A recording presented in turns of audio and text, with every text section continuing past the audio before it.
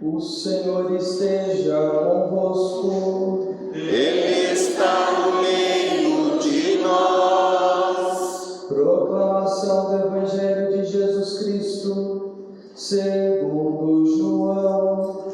Glória a vós, Senhor.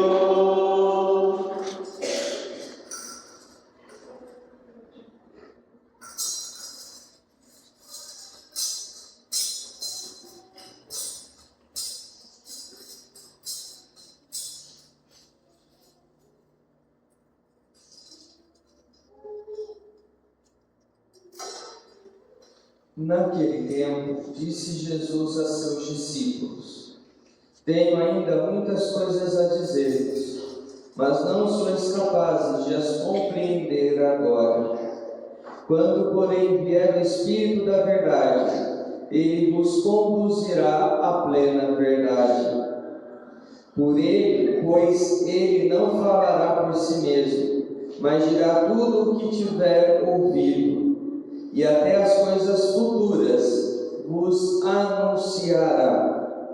Ele me glorificará, porque receberá do que é meu, e vô-lo anunciará. Tudo que o Pai possui é meu. Por isso, disse que o que ele receberá e vos anunciará é meu. Palavra da salvação. Glória a vós, Senhor.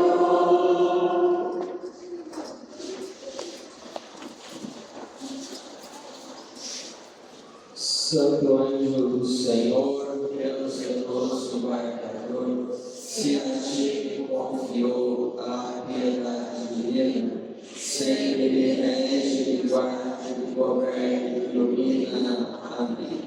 A cruz sagrada esteja minha luz, não seja o dragão meu guia. Retira-te, Satanás, nunca me aconselhe coisas vãs. É mal que tu me ofereces, bebe tu mesmo do teu veneno. Amém. Levanta-se Deus, intercedendo a bem-aventurada sempre Virgem Maria, seu fiel arcanjo, toda polícia celeste, que sejam dispersos seus inimigos e fujam todos quantos nos odeiam. Em nome do Pai, e do Filho e do Espírito Santo. Amém.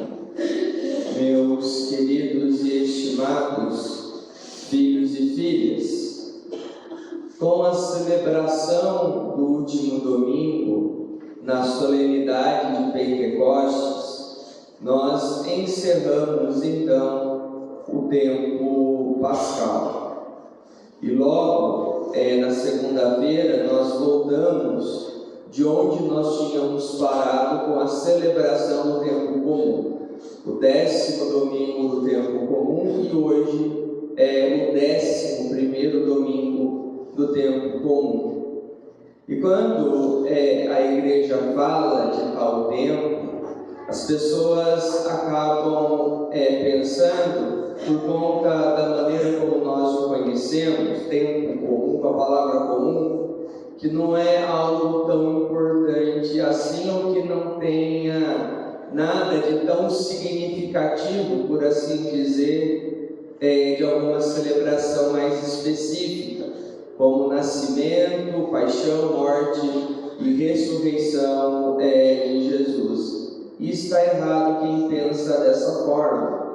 Só para as pessoas terem ciência, o nome técnico ou litúrgico desse tempo é o tempo ordinário, porque tudo aquilo que nós celebramos, desde o primeiro domingo do Advento do ano passado até Pentecostes, onde nós pudemos participar e atualizar o mistério da salvação, da criação, vida, paixão, morte, ressurreição de Jesus Cristo. Então, até então, nós bebemos da fonte, do quanto e vimos o quão importante nós somos aos olhos de Deus. E aí, então, agora, no tempo comum, no tempo ordinário, como a igreja nos ensina, tudo aquilo que nós experimentamos de Deus até então, devemos colocar em prática no nosso cotidiano e no nosso dia a dia. Agora é a nossa vez, de fato, de sermos testemunhas da ressurreição, testemunhas de Jesus Cristo, testemunhas da fé que nós professamos em Deus. E é interessante que também, dentro do tempo comum, logo no domingo seguinte, após Pentecostes, como eu dizia anteriormente, hoje é a celebração do 11º domingo do tempo comum, continuando o calendário, mas a liturgia dá espaço para a solenidade da Santíssima Trindade. Mesmo sendo um tempo comum, estamos nessa solenidade, por isso a cor litúrgica é a branca e não a verde. E a Igreja nos proporciona essa celebração da Santíssima Trindade logo no retorno do tempo comum, para poder nos mostrar uma síntese, um resumo de tudo aquilo que nós celebramos e por quem nós celebramos até então. E lembrar que o nosso testemunho, a nossa fé, a nossa espinha dorsal como cristãos é a experiência, é a celebração da Santíssima Trindade. Para algumas denominações religiosas, nós não somos monoteístas, mas sim acreditamos em vários deuses. Ou para outras, nós professamos a fé num Deus fraco, porque se encarnou, se fez homem, se fez criatura que Ele mesmo havia criado. Então, mas para a nossa fé, nenhuma dessas duas concepções é verdade. Então, nós acreditamos no único Deus, mas só que esse único Deus também é 3 pessoas. Um único Deus e 3 pessoas, e cada pessoa tem a sua missão, cada pessoa tem a sua característica: Pai, Filho e Espírito Santo. E aí, quando nós olhamos então dessa maneira a solenidade ou a fé que nós professamos na Santíssima Trindade, a Igreja também, nas celebrações, com alguns sinais que até então podem aparentar ser simples, mas é para nos recordar e fazer com que a gente não esqueça no Deus que nós professamos a fé. Por que eu falo isso?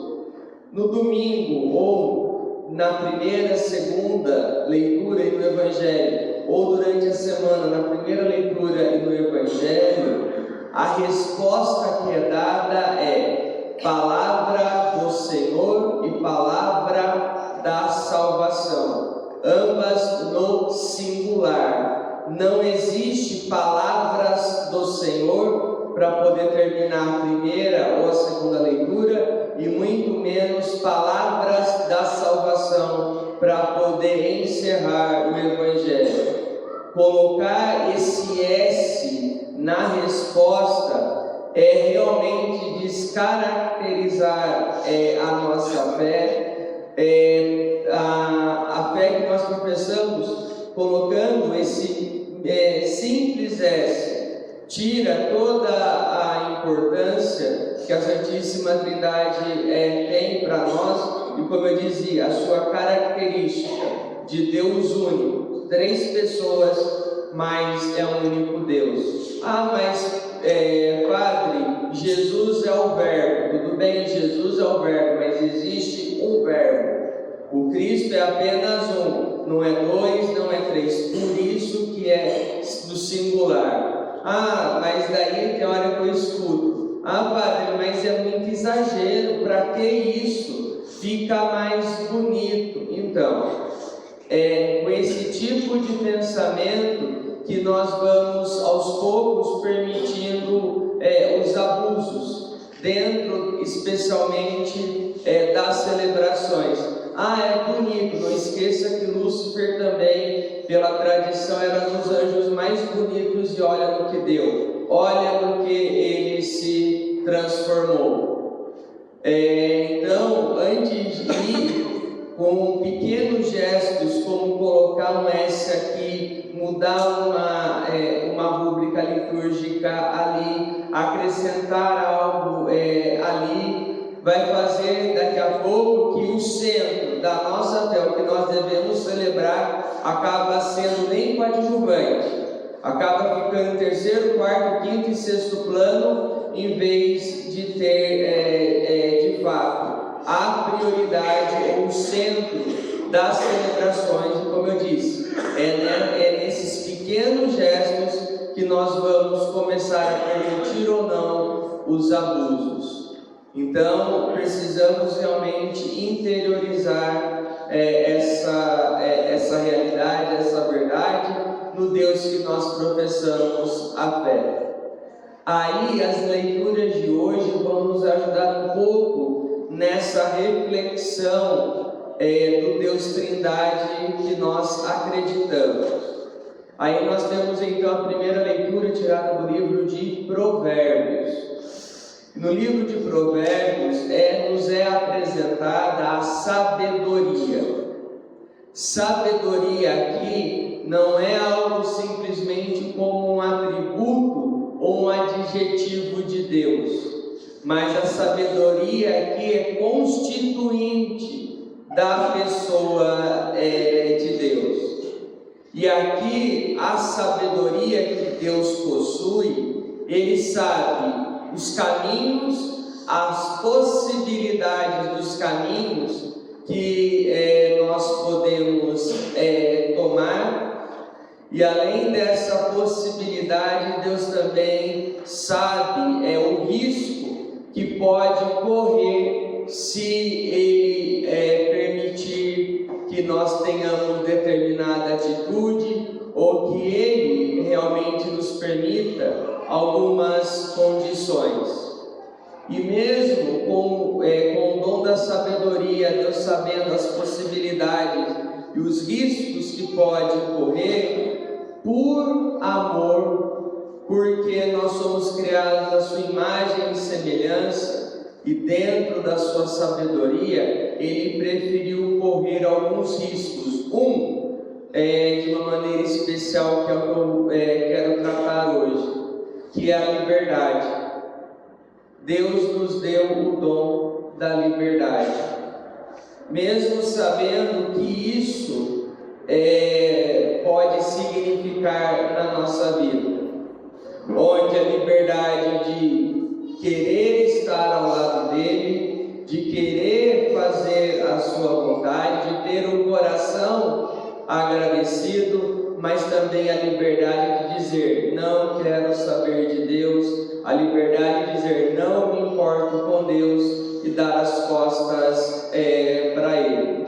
Deus quis correr o risco, mas por quê? Por conta do amor, porque Ele não quer que as pessoas estejam ao lado dele por obrigação, por medo e muito menos por interesses mesquinhos.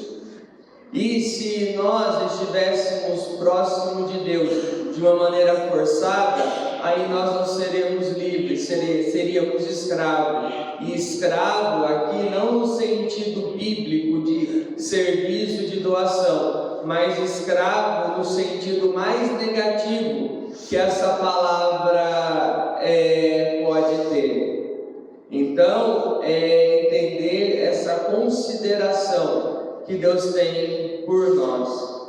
Mas só que a sabedoria de Deus, Ele não quis guardar apenas para si, e pela ação do Espírito também nos concedeu, então, aquilo que nós vamos chamar de dom da sabedoria.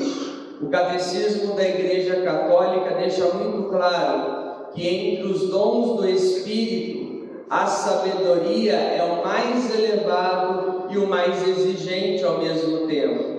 Eu sempre volto nesse ponto, porque a sabedoria nada mais é do que nos permitir e que a gente nos permita agir e pensar como Deus, de ter atitudes que Deus teria em nosso lugar, em saber escolher, em saber esperar, em saber a atitude, tomar a palavra que vai ser dita na hora certa e no momento certo. Nós que devemos permitir, então, guiar por Deus. Mas nós temos também um outro problema. Quando as pessoas não se permitem guiar por Deus ou não utilizam o dom da sabedoria como deveriam. E aí nós começamos a colher os frutos. E aí, quando o fruto da nossa colheita é amargo, ou como a própria palavra de Deus diz, quem planta vento colhe tempestade, aí nós não queremos assumir a responsabilidade. Aí nós nos colocamos como vítimas, como coitadinhos. Eu não sei por que isso está acontecendo comigo, eu não tive escolha. Mentira. Pare de mentir para si mesmo e de se fazer de vítima. Infelizmente, sabia sim onde estava se metendo, sabia sim que aquela atitude não está de acordo com a vontade de Deus, escolheu infelizmente o pecado, renunciou à graça e aí está colhendo os frutos. E Deus só vai poder nos ajudar a reverter esse tipo de situação se nós tivermos a humildade de reconhecer que escolhemos sim, que tivemos escolha sim, mas infelizmente escolhemos errado e queremos de Deus mais uma chance. Sempre quando eu toco nesse assunto, é sempre esse exemplo que eu acabo lembrando. Que exemplo é esse? Há uns anos atrás, um filho e uma filha veio conversar comigo numa orientação. Ao todo eles eram entre 5 e 6 filhos, uma coisa assim, mas 2 vieram. E aí esses filhos, os 6, cuidavam do pai. O pai já era idoso, mas morava sozinho. E os filhos iam, precisar de compra, deixar as contas da casa em dia, enfim, tudo isso. E aí a mãe já era falecida. E aí o que eles queriam conversar comigo? É que o pai em questão reclamava muito de que os filhos não ligavam para ele, de que era só os 2 que estavam mais presentes, os outros mal ligavam e quando iam rápido, não ficavam nem 10, 15 minutos na casa. Quem olha de fora pode pensar assim: nossa, que filhos ingratos, olha só o que esses filhos estão fazendo com o pai. Mas quando a gente se aprofunda um pouco mais na história, nós percebemos que não é bem assim. Por quê? Esse mesmo pai que reclama é o mesmo pai que maltratou os filhos a vida toda, é o mesmo pai que agrediu os filhos a vida toda, é o mesmo pai que maltratou e agrediu a mãe a vida toda, é o mesmo pai que foi infiel de várias e várias formas, de várias e várias vezes com a própria esposa. E os filhos ainda me disseram que a mãe morreu nova, não devia ter nem 60 anos, por desgosto do casamento, por desgosto das atitudes do próprio marido. Por que eu falo isso? Porque quem vê de fora, coitadinho, olha só, os filhos estão abandonando. E quando a gente vê, não é bem assim a história. Claro, pagar mal com mal é vingança.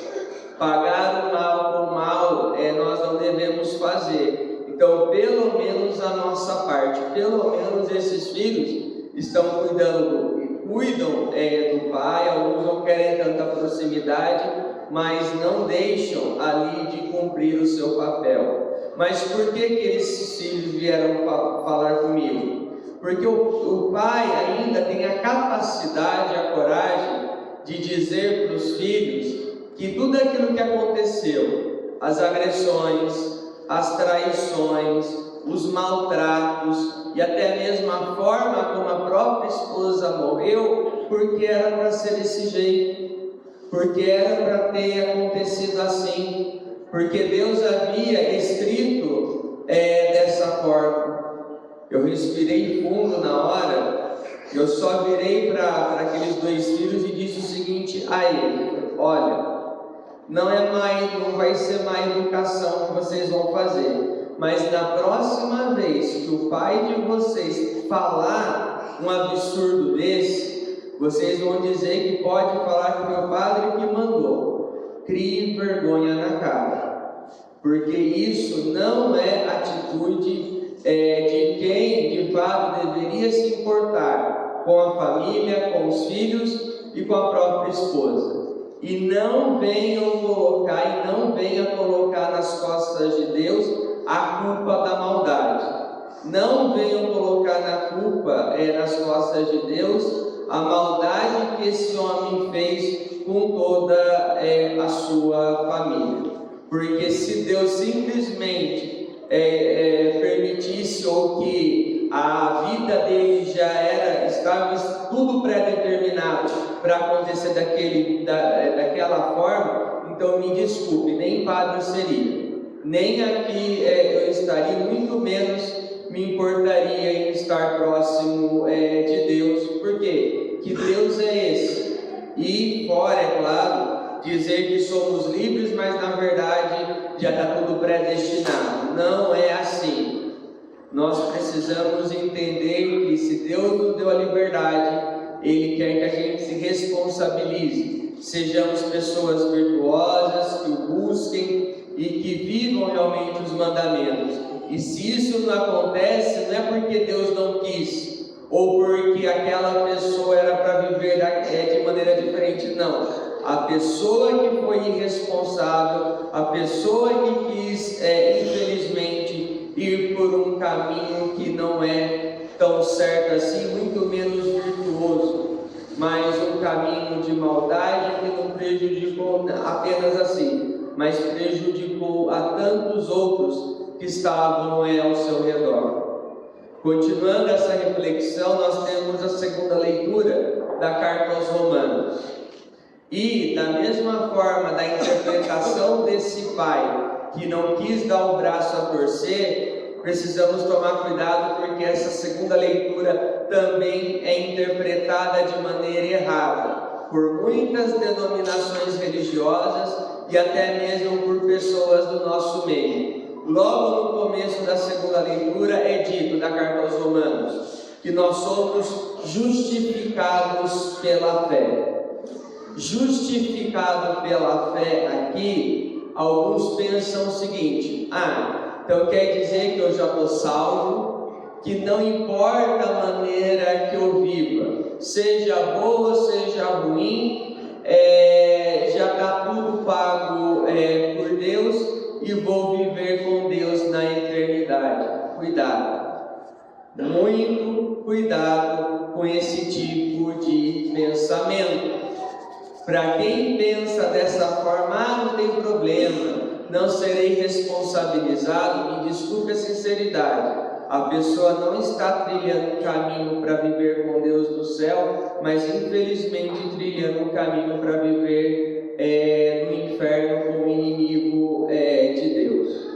Ser justificado pela fé significa que Deus sim nos deu a salvação, mas só que pela fé em Jesus Cristo, pela fé na Santíssima Trindade, na nossa experiência com Deus, vai acontecer aquilo que nós chamamos de conversão, de transformação, de mudança de mentalidade, de comportamento e de postura, para fazer a vontade de Deus, para abraçar aquilo que Deus tem para cada um de nós e entender cada vez mais que aquilo que Deus tem para nós será sempre o melhor, e o quão vale a pena ter uma vida virtuosa, de honrar os mandamentos e fazer o bem. Se a pessoa for por esse caminho, pode ter certeza, aí sim, a pessoa está sendo justificada pela fé. Caso contrário, fazer pensando que não terá responsabilidade, eu devo lembrar da historinha do rico e do Lázaro. Lázaro sofreu toda uma vida e quando morreu, foi acolhido pelo pai Abraão no céu. Enquanto o rico que debochava de Lázaro, que maltratava o Lázaro, foi parar na mansão dos mortos. E aí quando pediu intercessão, a ajuda do pai Abraão, o que Abraão disse? Meu filho, infelizmente eu não posso fazer nada, porque existe um abismo entre você e eu. E quem criou aquele abismo foi Ele. Quem criou aquele abismo pode ser nós também, com as nossas atitudes, de não nos esforçar, repito, de fazer a vontade de Deus e de uma vida virtuosa. Porque daí Deus não pode fazer nada, porque foram as nossas escolhas que nos levaram por esse caminho. Então assim, o que a pessoa espera depois dessa vida? É continuidade do que nós já vivemos aqui. Então se a pessoa viveu, pelo menos se esforçou em fazer a vontade de Deus, estar ao lado de Deus, pelo menos o purgatório é garantido. Mas se a pessoa não se preocupou com isso, não rezou, maltratou as pessoas, caluniava, levantava falso testemunho, dava as costas para Deus, a pessoa já viveu afastada de Deus e não quis saber de Deus nessa vida. Então o que vai esperar de Deus na outra? Vai continuar o que junto de Deus, sendo que preferiu viver afastado de Deus aqui nessa terra. Gente, aqui eu não estou dizendo que a pessoa vai merecer ou merece ser condenada, ou merece ali ir para o inferno, mas só que nós seremos responsabilizados pelas nossas atitudes, e Deus pelo menos precisa ver o nosso esforço, porque se ficarmos com os braços cruzados e não alimentarmos a nossa fé em Deus aqui, quando morrermos, Deus vai olhar para a nossa cara e vai dizer: não sei quem você é, não vos conheço. Como o próprio Jesus mesmo já narrou, já disse isso nos evangelhos. Eu digo isso não para poder pôr medo em ninguém, mas nós precisamos entender que celebrar a Santíssima Trindade é celebrar a comunhão nossa com Deus, nossa com os nossos irmãos. Celebrar a Santíssima Trindade também é celebrar que a nossa vida tem que estar em conformidade com a vida da Trindade, que as nossas atitudes também devem ser atitudes que Deus teria se estivesse no nosso lugar, e entender o quão vale a pena estar próximo de Deus em vez de ficar preferindo estar distante. Então, que Deus realmente nos ajude, que sejamos fiéis a Ele, que a Sua graça esteja sempre junto de cada um de nós, e que na experiência da Santíssima Trindade, no decorrer agora deste ano, possamos ser sinais da presença, do cuidado e do zelo de Deus aonde nós nos encontrarmos. No instante de silêncio, meditemos ainda sobre a palavra de Deus e que ela dê seus frutos na vida de cada um de nós. Louvado seja nosso Senhor Jesus Cristo. Amém.